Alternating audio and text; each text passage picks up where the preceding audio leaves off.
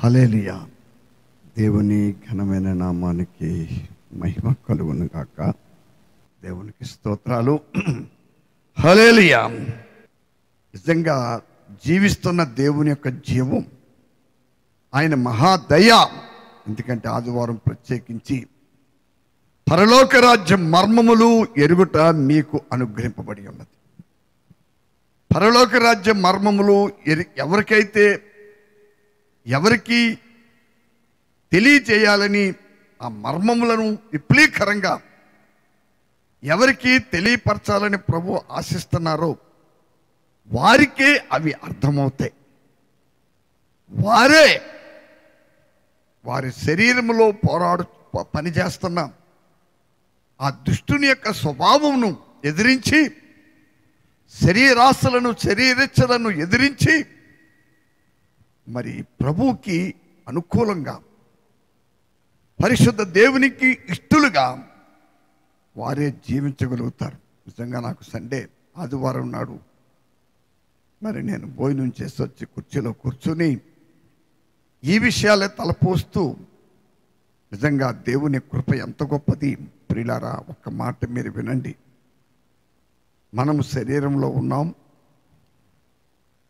కొన్ని పరిస్థితులు, కొన్ని బలహీనతలు మనల్ని వెంబడిస్తూ ఉంటాయి. కానీ ఏది ఏమైనా నా ఎడల కానీ మీ ఎడల కానీ ప్రభు కృపలో ప్రభు కృప కొరకు, ఆయన రాకడ కొరకు, ఆయన ప్రత్యక్షత కొరకు ఎదురు చూస్తున్న ఆయన ప్రజల విషయంలో దేవుని చిత్తము ఒక్కటే జరుగుద్ది. ఆయన చిత్తానికి, ఆయన ఇష్టానికి వ్యతిరేకముగా ఏది జరగనేరదండి. కనుక మరి మనము విశ్వాసంలో నిలకడగా ఉండి ఈ శరీరంలో ఉన్నంత కాలము ప్రభువుకు సమీపస్తులుగా, ప్రభువుకు దగ్గరగా ఈ లోకానికి, లోక భ్రష్టత్వానికి, లోక మాలిన్యానికి, మన శరీరంలో చెలరేగుతున్న దురాశలకి, దుర్నీతి సంబంధమైన ప్రతి దుష్టత్వానికి మరి దేవుని ప్రజలు దూరముగా వెళ్ళిపోయి మరి మనలను ప్రేమించి మన కొరకు సిలువలో తన ప్రాణమును పెట్టి పునరుత్థాన బలముతో మనలను అభిషేకించిన ప్రభువుకు మాత్రము ఇష్టలుగా జీవించేవారు ధన్యులు. దేవునికి స్తోత్రం. అపోస్తలుడైన పౌలు గారు ఒక మంచి మాట చెప్పారు. నేను శరీరములో ఉన్నను, శరీరము విడిచినను. హల్లెలూయా. నేను శరీరములో ఉన్నను, శరీరము విడిచినను. మరి ఆయన సంఘముల గురించి మాట రాస్తూ నేను మీతోనే ఉంటాను. ఎందుకంటే ఒక విషయాన్ని దేవుని ప్రజలు బాగా గమనించాలి. అదేమిటంటే మహాదేవుని ఈ కృప మన జీవమునకు అది ఎంతో మూలమై ఉంది. కనుక దానిని మనం కాపాడుకుందాం. ఈ రాత్రి మన వాక్య ధ్యానం కొరకు సామెతలు 7వ అధ్యాయము 1-2 వాక్యాలు ధ్యానం చేద్దామండి. నా కుమారుడా, నా మాటలను మనస్సున ఉంచుకొనుము. నా మాటలను మనస్సున ఉంచుకొనుము. నా ఆజ్ఞలను నీ యొద్ద దాచిపెట్టుకొనుము. నా ఆజ్ఞలను నీ యొద్ద దాచిపెట్టుకొనుము. నా ఆజ్ఞలను నీవు మనస్సున ఉంచుకొనిన ఎడల, నీ కనుపాపను వలె నా ఉపదేశమును కాపాడిన ఎడల నీవు బ్రతుకుదువు. పరిశుద్ధుడు తండ్రి, కృపా సత్య సంపూర్ణుడా, మీ ఘనమైన నామాన్ని బట్టి మీకే స్తుతులు స్తోత్రాలు చెల్లించుకొనుచున్నాము. ఈ రాత్రి అచ్చల్పుని ధూళిని దుమ్మునైనా నన్ను బలపరిచి నీ వాక్కు ద్వారా నాతో, ఇక్కడ ఉన్న వారితో, లైవ్లో ఉన్నవారు అందరితో మాట్లాడి మీ సన్నిధి సహవాసం మాకు అనుగ్రహించండి. ఈ రాత్రి పరిచర్యకు అదృశ్యంగా ఉండి పోరాడే ప్రతి అంధకార శక్తులను, వాయుమండల శక్తులను నజరేయుడైన యేసుక్రీస్తు నామములో మేము బంధిస్తాం. వాక్కు ప్రత్యక్షపరచబడకుండా శరీరంలో కలుగుతున్న ప్రతి బలహీనతలను యేసుక్రీస్తు నామములో మేము బంధిస్తాం. మీరే నీ సన్నిధి ఇచ్చి నీ ఆత్మ ద్వారా అచ్చల్పుని ఈ బలహీనమైన ఘట్టాన్ని మరుగు చేసి బలమైన పరిశుద్ధాత్మ దేవుడా నాతో మాతో మాట్లాడి మీరే మహిమ పొంది కృప చూపమని యేసు పరిశుద్ధ నామమును బట్టి వేడుకొనుచున్నాం పరమ తండ్రి, ఆమేన్. నా కుమారుడా, నా మాటలను మనసున ఉంచుకునము. హల్లెలూయా. ప్రియమైన సహోదరి సహోదరులారా, దేవుని ప్రజలమైన మనం ఈ శరీరములో ఉన్నంత కాలము జీవము గల మాటలు, బ్రతికించే మాటలు, ఏంటండి మాటలు? జీవము గల మాటలు, బ్రతికించే మాటలు, విశ్వాసమును, మనలో సంపూర్ణమైన నిరీక్షణను కలిగించే జీవపు మాటలండివి. దేవునికి స్తోత్రాలు. చాలా జాగ్రత్తగా మీరు గమనించండి, మీరు బాగా వినాలి. నేను ఇందాక ఇక్కడికి వచ్చేటప్పుడు నేను స్నానం చేసి బయటకు వచ్చేటప్పుడు చాలా ఆయాసపడుతూనే వచ్చానండి.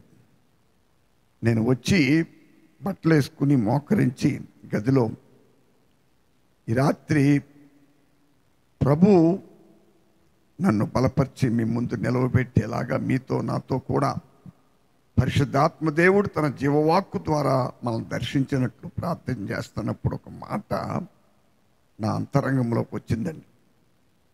వారు బలహీనులుగా ఉండి బలపరచబడిది.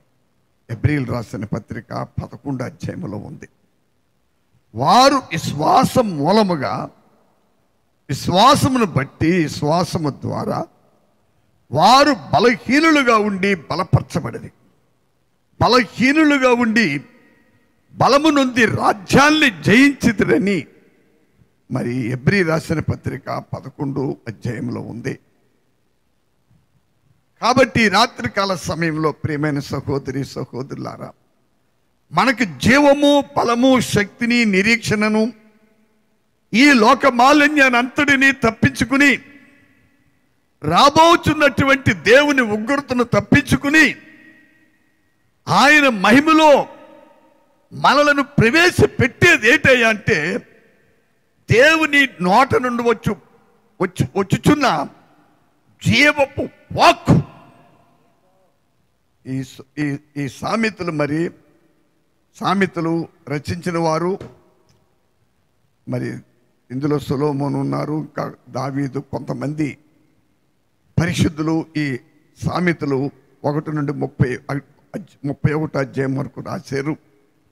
కానీ 7వ అధ్యాయం రాసినటువంటి వ్యక్తి ఎవరో నాకు తెలియదు. కానీ ఈ మాటలు ఇవాళ ఉదయకాల సమయంలో లేచి ప్రియులారా, నేను కొద్దిగా కాఫీ తాగి బయట కూర్చొని ఇదే లేఖన భాగాన్ని నేను ధ్యానం చేస్తూ ఉన్నాను. ఇవాళ చాలా జాగ్రత్తగా మీరు గమనించండి. ఇక్కడ 2 ప్రాముఖ్యమైన విషయాలు ఇక్కడ ఉన్నాయి.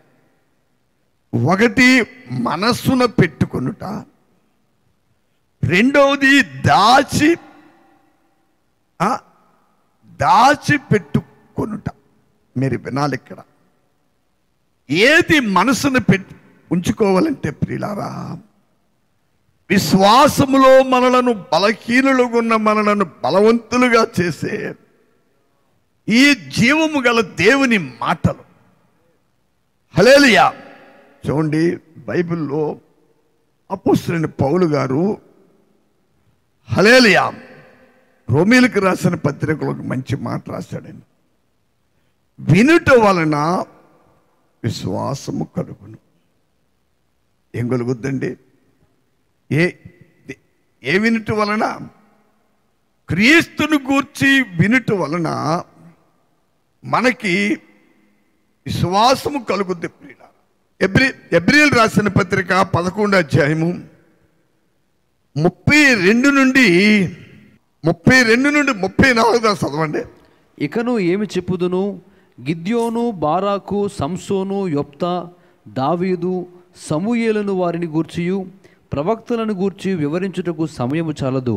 వారు విశ్వాసము ద్వారా రాజ్యములను జయించిరి, నీతి కార్యములను జరిగించిరి, వాగ్దానములను పొందిరి, సింహముల నోళ్లను మూసిరి, అగ్ని బలమును చల్లార్చిరి, ఖడ్గదారను తప్పించుకొనిరి, బలహీనులుగా ఉండి బలపరచబడిరి, యుద్ధములో పరాక్రమశాలులైరి, అన్యుల సేనలను పారద్రోలిరి. వారు విశ్వాసము ద్వారా రాజ్యములను జయించిరి, నీతి కార్యములను జరిగించిరి, వాగ్దానములను పొందిరి, సింహముల నోళ్లను మూసిరి, అగ్ని బలమును చల్లార్చిరి, ఖడ్గదారను తప్పించుకొనిరి, బలహీనులుగా ఉండి బలపరచబడిరి. బాగా మనసు పెట్టాలి మీరు. వారు బలహీనులుగా ఉండి బలపరచబడింది దేని ద్వారా? అయ్యా మనం 32వ వచనం చూస్తే, 33 చూస్తే, వారు విశ్వాసము ద్వారా రాజ్యములను జయించి. అయ్యా ఈ రాత్రి మాట మీకు ఎందుకు మీ వద్దకు నేను తెస్తానంటే, సోదరి సోదరులారా, ఇక్కడ ఈ సామెతలు 7వ అధ్యాయంలో మరి ఈ మాట, ఈ 7వ అధ్యాయం రచించినటువంటి పరిశుద్ధాత్మ ప్రేరేపణ ద్వారా ఆ మాట రాసిన భక్తుడు ఒక మంచి విషయాన్ని మనకు బోధిస్తూ ఉన్నాడు. అదేంటంటే, నీవు బలహీనుడిగా ఉన్నప్పుడు నీకు బలమిచ్చే మాట. నీవు అనారోగ్యములో పడి ఇక నాకు నిరీక్షణ లేదు, ఈ రోగము నన్ను చంపివేస్తుంది అని మనలో మనము బలహీనులుగా, విశ్వాసములో బలహీనులు అయిపోయి అలాగ తలస్తూ ఉన్నప్పుడు, హల్లెలూయా, నీవు భయపడకము, ఆయన పొందిన గాయముల ద్వారా నీవు స్వస్థత నొందితివి. నీ దేవునికి నీకు అడ్డుగోడలుగా ఏమైనా నీ అవిధేయత, నీ మూర్ఖపు స్వభావం, మీరు ఒక సత్యాన్ని వినాలండి. రాత్రి పరిశుద్ధ గ్రంథములో మీరు బాగా మనసు పెట్టండి ప్రియులారా. మరి రోమీయులకు రాసిన పత్రికలో పౌలు గారు ఒకే తల్లి గర్భం నుండి కవల పిల్లలుగా పుట్టిన ఇద్దరిని గూర్చి, అనగా రెబెక్కా, అబ్రహాము కోడలు, ఇస్సాకు భార్య అయిన రెబెక్కా, ఏశావును యాకోబును కన్నదండి. వారిద్దరూ హల్లెలూయా కవల పిల్లలుగా పుట్టారు.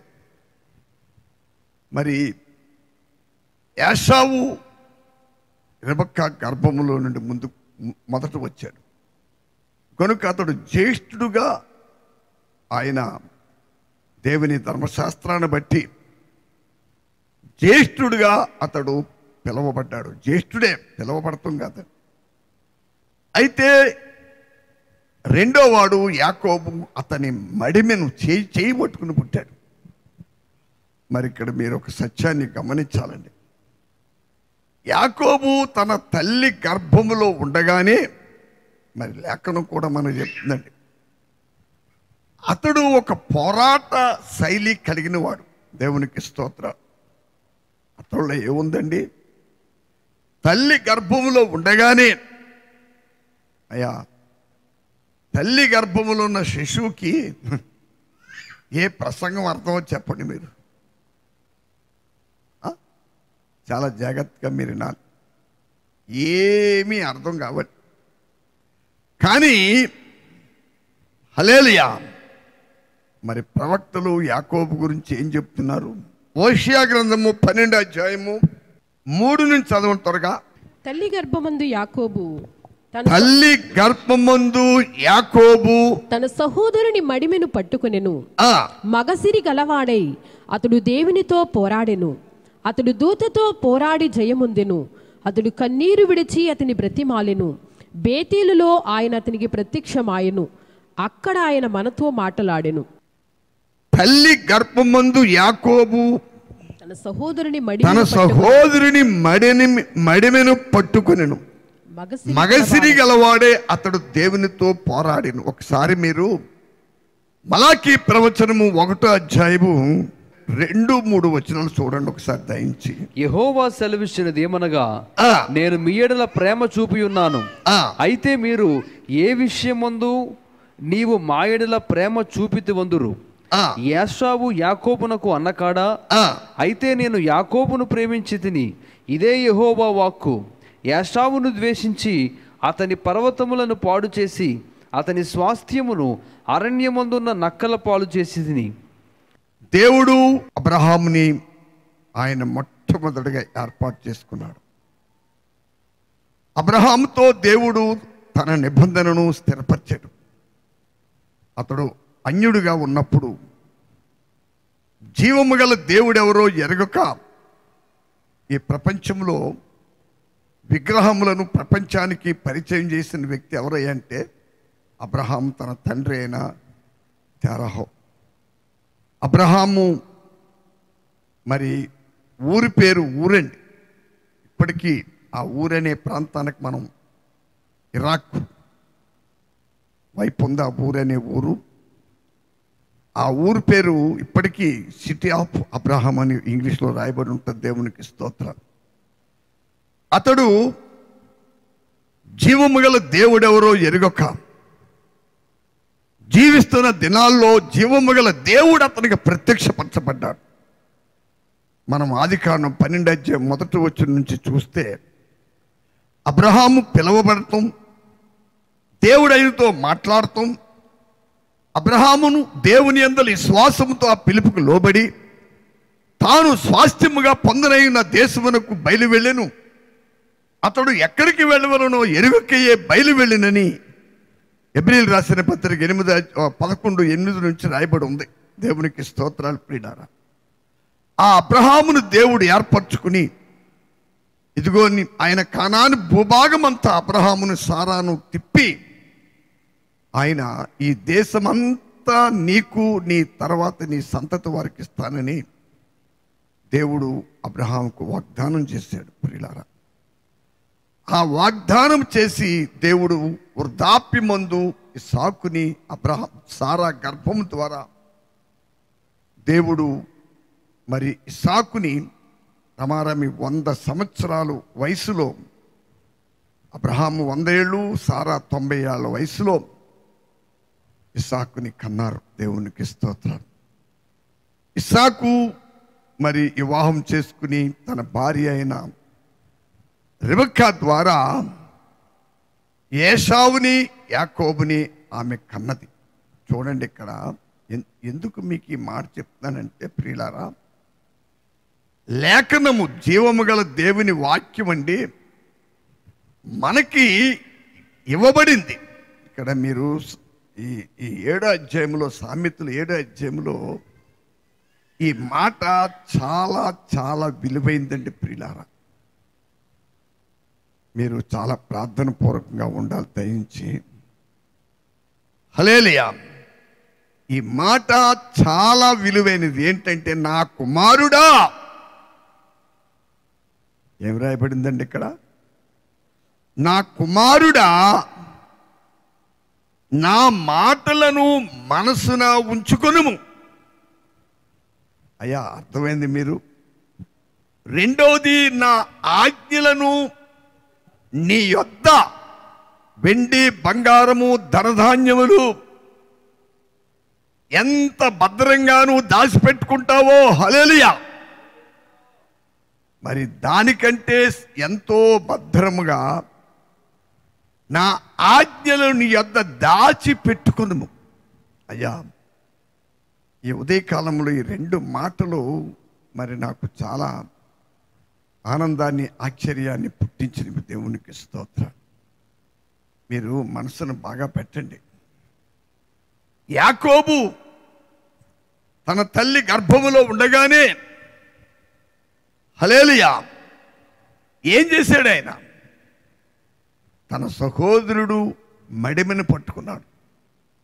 రెబెక్కా 2 పిల్లలు కవలలు 2 తన గర్భంలో పెరుగుతున్నప్పుడండి ఆమె ఆ గర్భంలో ఉన్న 2 పిల్లలు పోరాడుకుంటూ, ఎందుకంటే యాకోబుకి ఒకే ఒక ఆశ ఉందండి, యాషావు రెబెక్కా గర్భంలో ముందున్నాడు, తన వెనకాల యాకోబు ఉన్నాడు.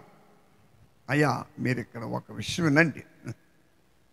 పౌలు గారు రోమీలకు రాసిన పత్రిక 9వ అధ్యాయంలోనండి, పిల్లలు పుట్టి ఏం చేసండి, పిల్లలు పుట్టి ఇంకా మంచి చెడులు ఎరగక మునిపే, తీయండి ఒకసారి రోమీలకు రాసిన పత్రిక 9వ అధ్యాయం ఒకసారి తీయండి ప్రియులారా. 9వ అధ్యాయం 10 నుంచి చదవండి. అంతేకాదు రెబ్కా మన తండ్రి అయిన ఇస్సాకు అను ఒకని వలన గర్భవతి అయినప్పుడు ఏర్పాటును అనుసరించిన దేవుని సంకల్పము క్రియల మూలముగా కాక పిలుచువాని మూలముగానే నిలకడగా ఉండు నిమిత్తము పిల్లలింకా పుట్టి మేలైనను, మాట మీరు బాగా మనసు పెట్టండి, పిల్లలింకా పుట్టి మేలైనను కీడైనను చేయక మునిపే పెద్దవాడు చిన్నవానికి దాసుడగును అని ఆమెతో చెప్పబడిను. ఇందును గూర్చి నేను యాకోబును ప్రేమించి తిని యాషావును ద్వేషించి తిని అని వ్రాయబడి ఉన్నది. ప్రియులారా, ఒక విషయాన్ని మీరు గమనించాలి. యాకోబును ప్రేమించి యాషావును ద్వేషించి తిని. ఎప్పుడు ఈ మాట ఈ లోకంలోకి వచ్చింది చెప్పండి? దేవుని యొద్ద నుండి. రెబెక్కా గర్భములో ఇద్దరు పిల్లలు పెరుగుతూ ఉన్నారండి. హల్లెలూయా. రెబెక్కా గర్భంలో యాషావు యాకోబు ఇద్దరు పెరుగుతూ ఉన్నారు. దేవునికి స్తోత్రాలు. అయితే యాషావు గర్భములో ఆమె ప్రసవ దినాలు వచ్చినప్పుడు బిడ్డలు కనే సమయంలో ఆమె గర్భములో యాషావు ముందున్నాడు, యాకోబు ఆయన్ని అంటిపెట్టుకుని వెనకాల ఉన్నాడు. అయితే యాకోబు చేసే పని ఏంటంటే అండి, గర్భంలో ఉండగానే, తల్లి గర్భంలో, రెబెక్కా గర్భంలో ఉండగానే ప్రియులారా, హల్లెలూయా, తన అన్నగారైనటువంటి యాషావుని వెనక్కి లాగేసి, మీరు బాగా వినాలండి, అతడు జ్యేష్ఠుడిగా భూమి మీద పుట్టాలి అనే గొప్ప ఆకాంక్ష, గొప్ప వాంఛ యాకోబులో తల్లి గర్భంలో ఉండగానే మొదలైందండి. రాత్రి మీరు ఒక మాట గమనించండి ప్రియులారా, రక్షించబడిన ప్రతి దేవుని బిడ్డ మీరు ఇక్కడ వినాలి. ఆ యొక్క పరిస్థితి చూస్తున్న దేవుడు ఒకసారి రెబెక్కా తనలో పెరుగుతున్నటువంటి ఆ గర్భములో జరుగుతున్న ఆ గొడవ మీరు ఆదికాండంలో ఉందండి. దాని అంతటిని గూర్చి దేవుడి దగ్గరికి ఆవిడ వెళ్ళింది. అయ్యా,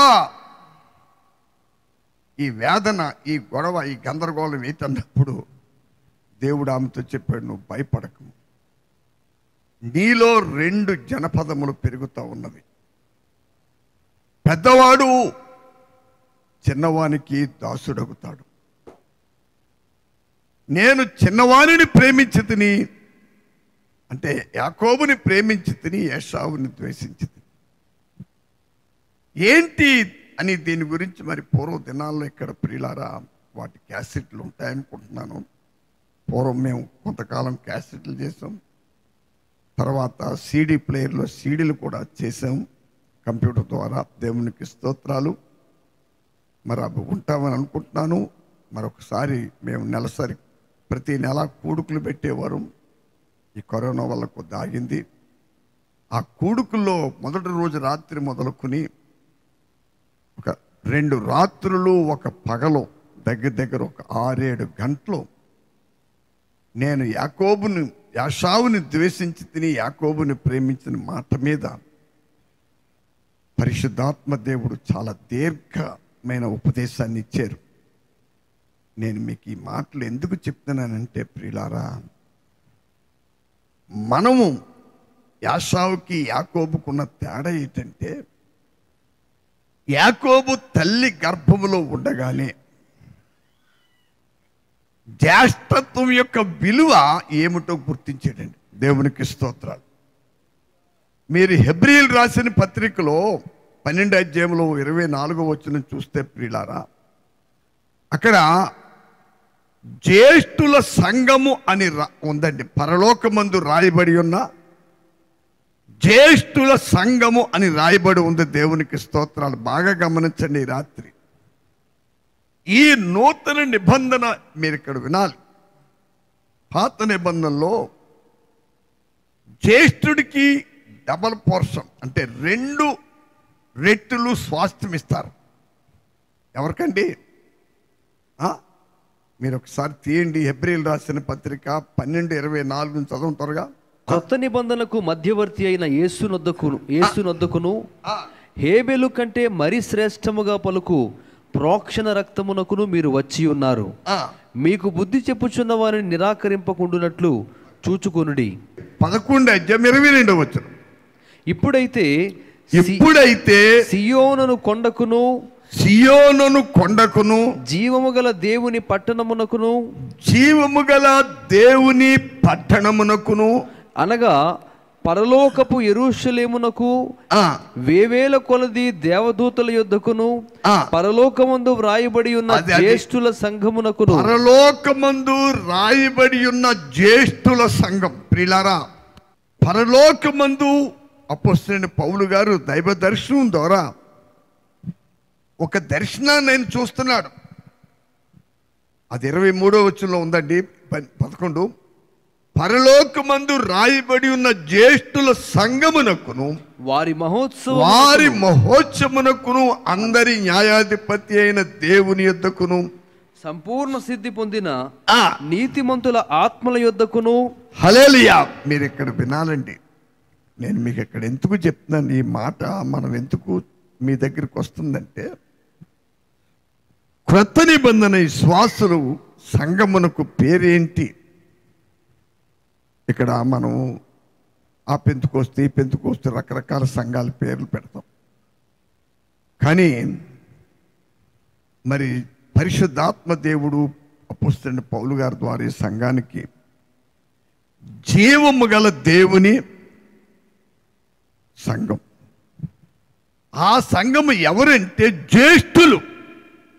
అయ్యా, మీరు ఇక్కడ నా భాష, నా వాక్య ఉపదేశానికి ఉన్న సారాంశం ఏమిటో మీరు గుర్తించాలి. జ్యేష్ఠులు పాత నిబంధన కాలంలో దేవుడు మోషే ద్వారా వారి పెద్దలు పిల్లలకు ఆస్తి పంచేటప్పుడు జ్యేష్ఠుడికి రెండొంతులు స్వాస్థ్యం. ఎన్నొంతులు స్వాస్థ్యం అండి? 2 వంతుల స్వాస్థ్యము ఇమ్మని దేవుడు మోషే ద్వారా ఇశ్రాయేలు ప్రజలకి ఆయన ఐగుప్తు దేశం నుండి విమోచించబడి కానాను ప్రయాణం అవుతున్నప్పుడు మీరు ఆ నిర్గమకాండము, సంఖ్యాకాండము, ద్వితీయోపదేశ కాండాలు ఈ విషయాలు రాయబడ్డాయి. ప్రియులారా, ఇక్కడ ఒక విషయం వినాలి మీరు. క్రొత్త నిబంధన శ్వాసకి 2 రకాల స్వాస్థ్యాలు ఉన్నాయి, 2 రకాల ఆస్తి. ఒకటి హల్లెలూయా పరసంబంధమైన ఆశీర్వాదములు. ఏ ఆశీర్వాదములండి? పరసంబంధమైన ఆశీర్వాదములు. మన ఎఫెసీయులు రాసిన పత్రిక 1వ అధ్యాయం దయించి మీరు 3వ వచనం చదవండి త్వరగా. ఎఫెసీ 1:3.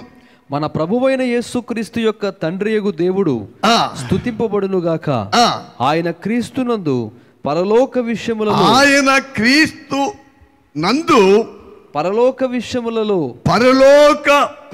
విషయములలో ఆత్మ సంబంధమైన ప్రతి ఆశీర్వాదమును మనకు అనుగ్రహించెను. ఏ విషయములో అండి? పరలోక విషయములలో. యేసు ప్రభు వారు మాట చెప్పారండి. మీరు మత్తయి సువార్త 6వ అధ్యాయం చదివితే, హల్లెలూయా, ఏమి తిందుమా, ఏమి త్రాగుదమా, ఏమి ధరించుదమని ఆహారమును గూర్చి కానీ, వస్త్రాలు గూర్చి కానీ, తిండిని గూర్చి కానీ, నీరును గూర్చి కానీ మీరు ఆలోచించకండి. మరి ఏం చేయమన్నాడు ఆయన? మొదట ఆయన నీతిని, ఆయన రాజ్యాన్ని మీరు వెతకండి. అప్పుడు ఏ ఏ విషయాల్లో మనుషులందరూ చింతిస్తూ, కుమ్ములాడుకుంటూ, గుద్దులాడుకుంటూ, కోర్టులకు వెళ్తూ, ఒకరి మీద ఒకరు అసూయపడుతూ,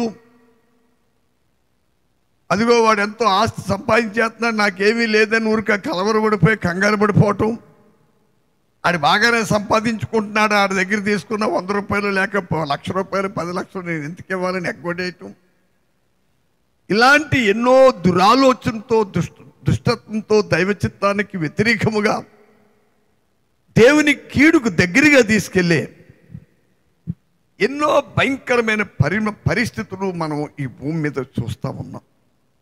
అయ్యా, అనేక విషయాల్లో, శరీర విషయాల్లో, లోక విషయాల్లో, పిల్లల భవిష్యత్తు గురించి ఏమిటి, వారికి ఏమి సంపాదించి పెట్టాలి, వాటి గురించి ఏమి చేయాలని మనుషులు రకరకాలుగా చింతిస్తూ, ఆలోచిస్తూ, గలిబిలి గందరగోళం చెందుతూ ఉన్నారు.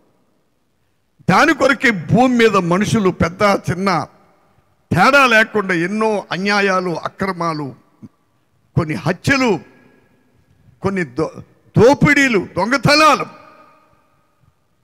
ఎన్నో అన్యాయపు కార్యాలు చేస్తూ ఉన్నారు ప్రియులారా. కానీ ఒక సత్యం మీరు ఇక్కడ వినండి. విమోచించబడ్డ దేవుని ప్రజలండి, దేవుని నీతిని, ఆయన రాజ్యము ఎతకాలి. మీరు ఇక్కడ వినండి. ఎతుకుతూ అంటే మనము మన ప్రభువైన యేసుక్రీస్తు ద్వారా రక్షించబడ్డాం. ఆయన యందు విశ్వాసము ద్వారా, ప్రభు పరిశుద్ధ రక్తము ద్వారా మనము నీతిమంతులుగా తీర్చబడ్డాం. అనీతిమంతులమైన మనలను నీతిమంతులుగా చేయడానికి మన ప్రభువైన యేసుక్రీస్తు మన నిమిత్తము సిలువలో బలిగా అర్పణముగా అర్పించుకుని గొప్ప రక్షణ దేవుడు మనకిచ్చాడు. ఇచ్చి మనల్ని ఏం చేసిన దేవుడు క్రీస్తు నీతి అగునట్లు. విశ్వాస కలుగున్న నీతి ఎవరిదండి? నీ నీతి కాదు, నా నీతి కాదు. అయ్యా, మీరు బాగా విన్నారు. హల్లెలూయా. చాలా జాగ్రత్తగా మీరు గమనించండి ప్రియులారా. మనుషుడు కలిగిన నీతి ముక్కులోంచి కానీ, నోట్లోంచి కానీ, ఇంకా ఎక్కడెక్కడ ఏమైనా రంధ్రాలు ఉంటే ప్రతి దానిలోంచి కంపు కొట్టేదే వస్తుంది, మంచిదేది రాదు. కాబట్టి క్రీస్తు నీతిని బట్టి మనం నీతిమంతులుగా తీర్చబడ్డాం. హల్లెలూయా. దేన్ని బట్టి అండి? కాబట్టి ప్రతిరోజు నీతయున్న క్రీస్తుని ధరించుకున్న వారమై, నీతయున్న క్రీస్తుని కలిగిన వారమై, హల్లెలూయా, ఒకని కడుపులో, ఒకని మనసులో ఏది తన మనసు నిండిపోయి ఉంటుందో అదే నోరు పైకి వెళ్ళగొక్కుద్దని యేసు ప్రభువు చెప్పారు. అయ్యా, మీరు బాగా వినాలి. పోయిన వారం మనం శనివారం, ఆదివారం అనుకుంటున్నాను, మత్తయి సువార్త 13 అధ్యాయం 15 అధ్యాయాల్లో మనం ధ్యానం చేస్తాం. సజ్జనుడు గురించి, దుర్జనుడు గురించి ప్రభు చెప్పారు. కాబట్టి సమయంలో హృదయం నిండా యేసుక్రీస్తు నీతనే క్రీస్తును నువ్వు కలిగి ఉంటే దాని ద్వారా మనము ఏమవుతున్నామండి? క్రీస్తు నీతిలో పెరుగుతూ ఉన్నాం.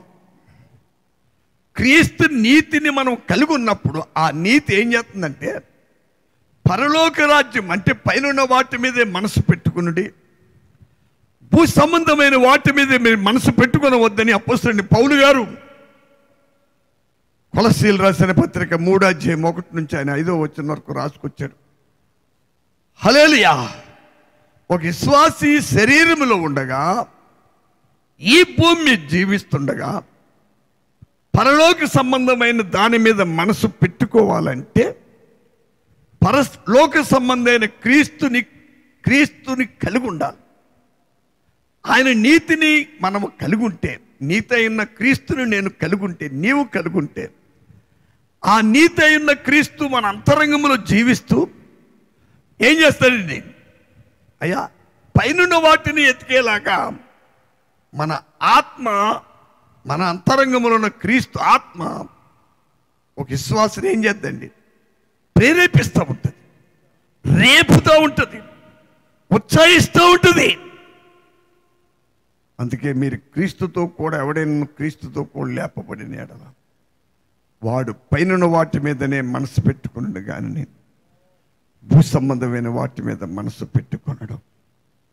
కాబట్టి ప్రియులారా, మనం భూమి మీద జీవిస్తున్నంత కాలము, ఒక విశ్వాస శరీరములో ఉన్నంత కాలము, మన ముందు నడిచిన అనేక మంది పరిశుద్ధుల యొక్క జీవిత చరిత్ర, ఎందరో భక్తులు హల్లెలూయా వారి భూమి మీద జీవించినంత కాలము ఏ రకంగా జీవించారు, ఎలాంటి వారిని బట్టి ప్రభు సంతోషించాడు, ఎలాంటి వారిని బట్టి ఆయన దుఃఖపడ్డాడు.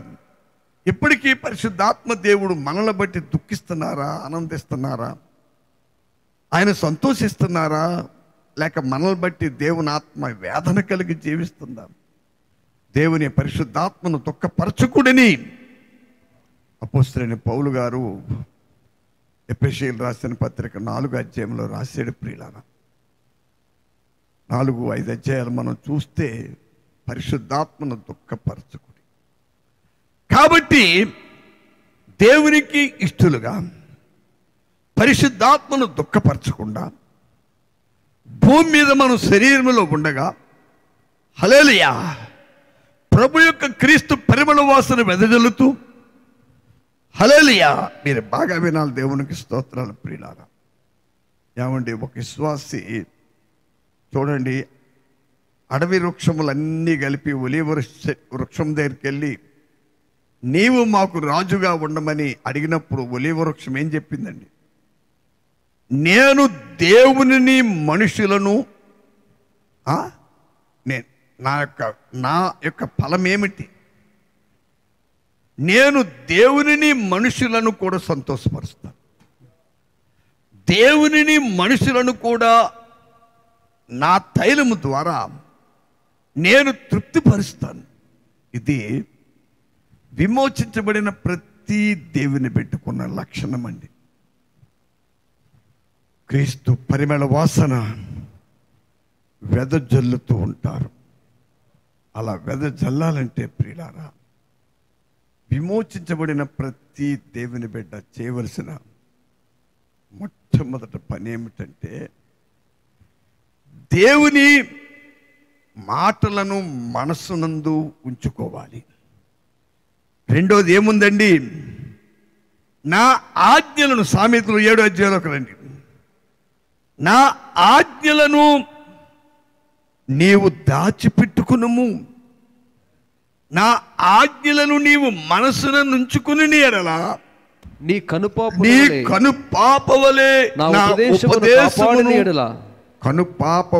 నా ఉపదేశమును కాపాడిని ఎడలా నీవు బ్రతుకుదువు. అయ్యా, నీవు బ్రతుకుదువు. ప్రియులారా, నేను ఇక ముగించబోతున్నాను మాటలు. నీవు బ్రతుకుదువు.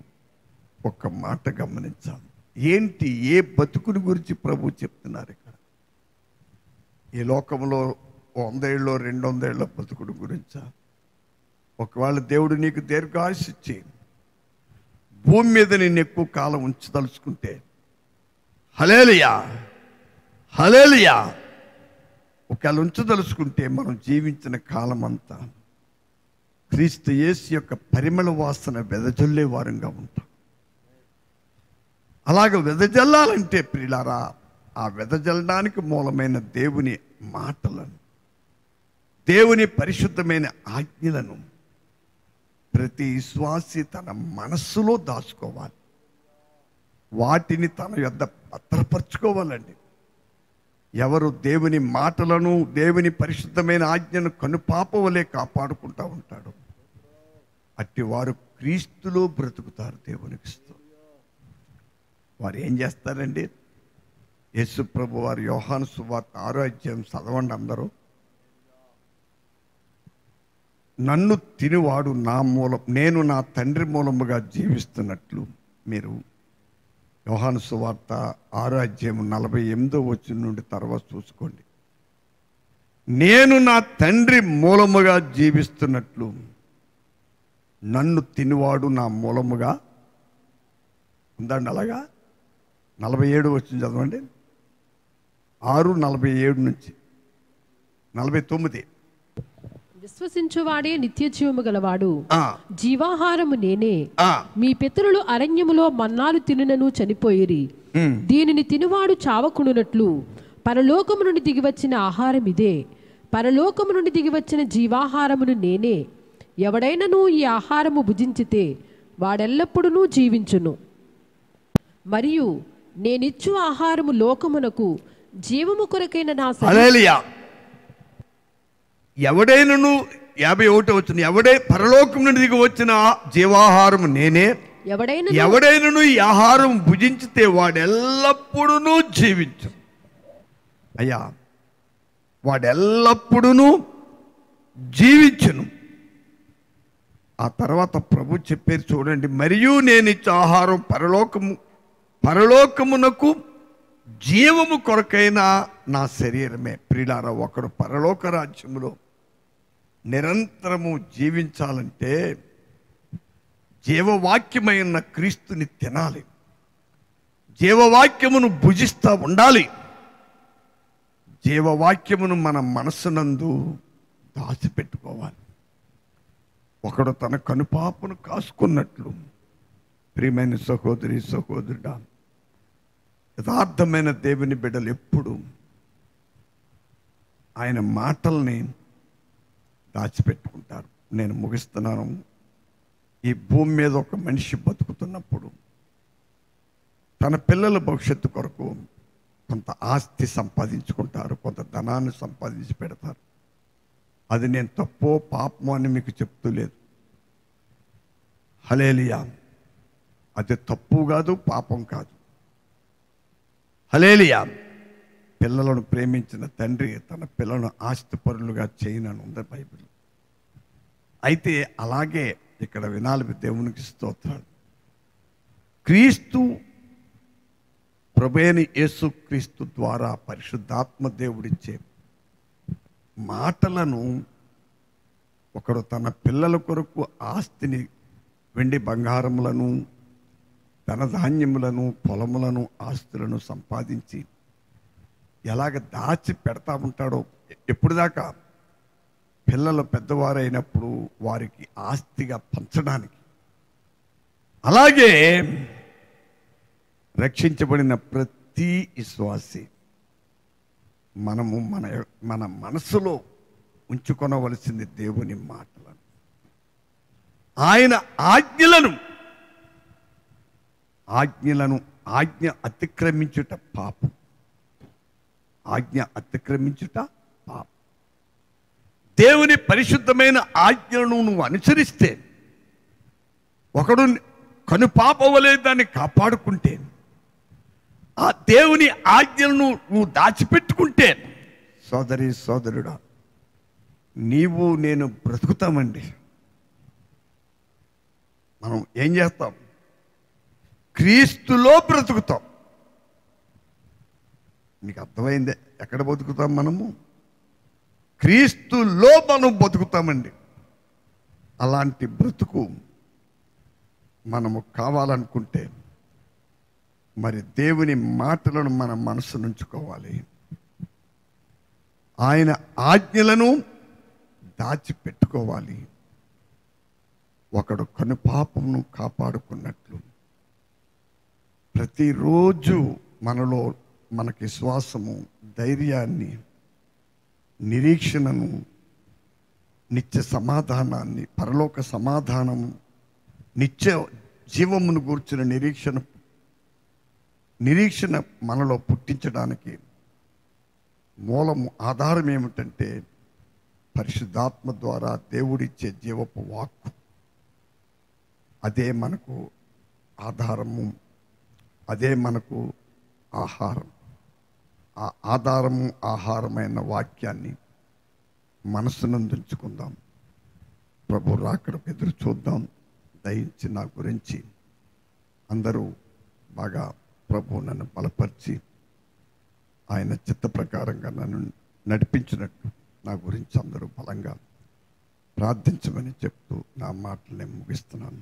ప్రభుకి ఘనత మహిమ ప్రభావాలు చెల్లిద్దాం. హల్లెలూయా, హల్లెలూయా. మన ప్రభువైన యేసుక్రీస్తు నామమున తండ్రి అయిన దేవునికి ఇప్పుడు ఎల్లప్పుడు యుగయుగములో కూడా మహిమ కలుగునుగాక. ఘనత మహిమ ప్రభావములు మన ప్రభువైన యేసుక్రీస్తు ద్వారా పరలోకమందున తండ్రికి మహిమ ప్రభావము కలుగునుగాక. హల్లెలూయా, హల్లెలూయా. బలహీనులను బలపరచు దేవుడా నీకు స్తోత్రాలు. బలమిచ్చు ప్రభువా మీకు స్తోత్రాలు. నీ పరలోక జీవముతో, క్రీస్తు జీవముతో మా ఎముకలను, మా నర రక్తమాంసములను, నైనా మా సర్వ శరీరమును నీవు బలపరుస్తూ నిలవబెట్టి నడిపిస్తున్నందుకు నీకు స్తోత్రాలు. నీ జీవమును బట్టి నీకు వందనాలు. నీ ప్రేమను బట్టి నీకు స్తోత్రాలు. నీ అనాది సంకల్పాన్ని బట్టి, నీ కృపను బట్టి మహిమ ఘనత ప్రభావం నీకే కలుగునుగా. మా బ్రతుకు మూలమైనను, సావు మూలమైనను నా ప్రభువైన యేసుక్రీస్తు నా శరీరమందు గణపరచబడినని నేను నిరీక్షిస్తున్నానని పౌలు గారు చెప్తున్నట్లు, ప్రభువా నా నిరీక్షణ కూడా అదే ఉన్నది తండ్రి. నాయన నా నిరీక్షణ నీ కృపలో స్థిరపరిచి బలపరిచి మీరే నడిపించమని దేవా నన్ను మీ కృపా హస్తాలకు అప్పగించుకున్నాను. Hallelujah, hallelujah, hallelujah, hallelujah. Praise the Lord. ప్రార్థన చేసుకుందాం. మహోన్నతుడా, మహాగణుడా, మాతో మాట్లాడుచున్న మా దేవానికే స్తోత్రాలు, స్తోత్రాలు, స్తోత్రాలు. ప్రభా ఈ రాత్రి వేళ మీరు మీ సేవకులను బలపరిచి ప్రభా ప్రతి బలహీనతను తొలగించి ఆశ్చర్యకరంగా నిలవబెట్టి మీరు మాట్లాడిన ప్రతి మాట కొరకై స్తోత్రాలు చెల్లిస్తున్నాము నాయన. విత్తబడిన వాక్యం మా అందరి హృదయాల్లో లోతుగా నాటబడినట్లుగా, నూరంతలుగా ఫలించినట్లుగా సహాయము దయచేయండి. నీ మాటలను, నీ ఉపదేశములను పట్టుదలతో మేము పట్టుకున్నట్లుగా, మా హృదయంలో భద్రం చేసుకున్నట్లుగా, మా యొద్ద వాటిని దాచిపెట్టుకునేటట్లుగా మీరు సహాయం అనుగ్రహించండి నాయన. ఈ లోకమందున్న వెండి బంగారములు ఎలాగైతే ప్రభా దాచిపెట్టుకుంటున్నారో ఆ రీతిగా నీ మాటలను నాయన మా యొద్ద దాచిపెట్టుకున్నట్లుగా నాయన, మా మనస్సులో ఉంచుకున్నట్లుగా మా మనోనేత్రాలు వెలిగించండి నాయన. మా బ్రతుకులను బాగు చేసే నీ వాక్కును నాయన పట్టుదల కలిగి, యాకోబు వలె మగసిరి కలిగిన వాడై నాయన తన దైవ చిన్ననాటి నుండి ప్రభా తల్లి గర్భంలో ఉన్నప్పటి నుండి ఎలాగైతే జ్యేష్ఠత్వం కొరకై అయ్యా అతడు పోరాడాడో నాయన, అటువంటి దేవ ఆసక్తిని మాలో కలిగించండి. ఈ రాత్రి విన్న వాక్యం మా జీవితాల్లో ఫలింపచేయండి నాయన. మీ కృపను అనుగ్రహించండి. ఆయా ప్రాంతాల నుండి ఈ మాటలు వింటున్న ప్రతి ఒక్కరిని బట్టి మీకు స్తోత్రాలు. మీరు వారిని బలపరచండి నాయన. నూతనమైన కృపనివ్వండి, నూతన బలమునివ్వండి. శక్తిహీనులకు బలాభివృద్ధి కలుగు చేసే దేవుడవు నాయన. బలహీనులుగా ఉండి నీ యందలి విశ్వాసం ద్వారా ఆనాడు దేవా ప్రభువా మిమ్మల్ని వెంబడించిన ప్రజలు అనేకులు ప్రభువా అయ్యా నీ చేత బలమును పొంది ఉన్నారు నాయన. మేము కూడా ప్రభు ఆ రీతిగా బలం పొందుకొని మీ శక్తిని పొందుకొని ముందుకు సాగిపోవటకు మీరు సహాయం అనుగ్రహించండి నాయన. విశ్వాసం ద్వారా దేవా అయ్యా నీతికల క్రియలు జరిగించారు నాయన. మీ క్రీస్తు నీతిని కలిగి బ్రతికారు ప్రభువా. అటువంటి జీవితం మాకు దయచేయండి. రాజ్యములను జయించారు ప్రభువా, శత్రువులను ఓడించారు నాయన. దుష్టుడైన సాతాను మీద సంపూర్ణ జయాన్ని పొందుకున్నారు ప్రభువా. అటువంటి ఉన్నతమైన ఆత్మీయ జీవితము ఇక్కడున్న మా అందరికీ ఆయా ప్రాంతాల్లో ఉండి ఈ రాత్రి నీ మాటలు వింటూ మాతో ఏకీభవిస్తున్న ప్రతి ఒక్కరికి దయచేయమని అద్భుతములు చేసే మీ కృపాస్తాలకు మా జీవితాన్ని అప్పగించుకుంటూ యేసుక్రీస్తు వారి అతి పరిశుద్ధ నామమున అడిగి వేడుకొనుచున్నాం మా పరమ తండ్రి, ఆమేన్. ఇప్పుడు మన తండ్రి దేవుని ప్రేమ, రక్షకుడైన యేసుక్రీస్తు కృప, పరిశుద్ధాత్మక అన్యోన్య సహవాసం ఇప్పుడు ఎల్లప్పుడూ కూడిన మనతో భూలోకమందు ప్రభువును ప్రేమించి ఆయన రాకడ కొరకు ఎదురు చూస్తున్న సమస్త పరిశుద్ధులకు ఆయన కృపా కనికర సమాధానములు, ఆదరణ, స్వస్థ, నెమ్మది ఇప్పుడు ఎల్లప్పుడు సదాకాలంతోడే కాపాడి సంరక్షించిన